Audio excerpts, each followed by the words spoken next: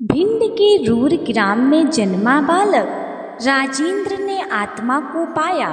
बाल्य में ही ब्रह्मचर्य अपनाया, स्वयं ही मोक्ष का मार्ग सजाया। विराग सागर के दर्शन पाकर वैराग्य और गहराया।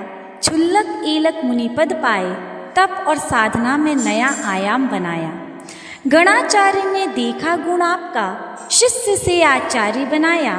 संग का भार संभाला आपने, युवाओं को संसार से मुक्त कराया।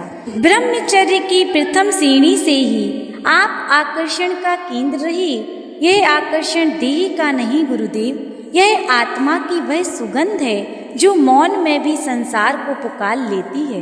कोई इंजीनियर था, कोई सीए, कोई उच्च शिक्षा का शिखर, तो कोई लाखों के पैकेज का स्वामी। पर आपके एक वाक्य ने संसार को विराम दिया और आत्मा को चुन लिया। जिसने पद छोड़े, जिसने पद विहार चुना, वह त्याग नहीं था, वह आपकी व्यक्तित्व की स्वाभाविक परिणति थी।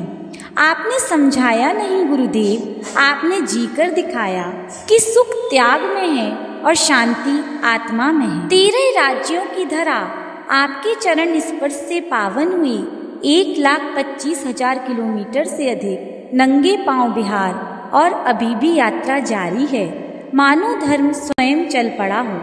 आपकी साधना ऐसी कि जो एक बार दर्शन कर ले वह कहीं और नहीं जा पाता।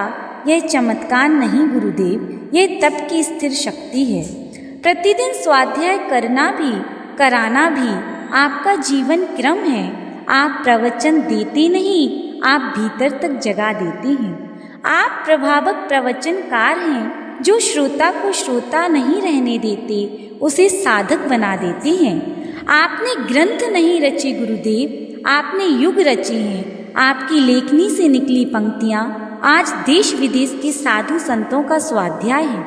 सामान्य जन ही नहीं, महान तपस्वी भी आपके शब्दों से अपने अंतर में दीप जलाते हैं। हे गुरुदेव, पत्थर को भी पाषाण बनाकर आपने कीर्तिमान गढ़ डाले, दर्शनीय को वंदनीय कर इतिहास नए लिख डाले।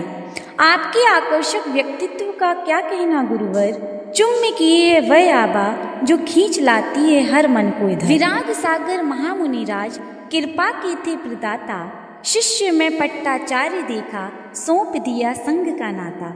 विशुद्ध सागर नाम नहीं, यह साधना का शिखर, जहाँ शब्द झुक जाते हैं वहाँ मौन होता मुखर। हे आचार्य विशुद्ध सागर, आप तप की परिभाषा, करुणा आपकी करधनी, वैराग्य आपकी भाषा। इस युग की धूल में भी आप हैं शुद्ध प्रकाश, हम जैसे भटकों के लिए आप ही हैं अंतिम श्वास। हे आचार्य विशुद्ध सागर महामुनिराज, आप व्यक्तित्व नहीं, एक चलती हुई साधना है। आप नाम नहीं, आप युग हैं। जहाँ आप खड़े होते हैं वहाँ पत्थर पिघलते हैं और मनुष्य भगवान की ओर बढ़ जाते हैं। आचार्य भगवान के चरणों में कोटिशाह नमोस्तु।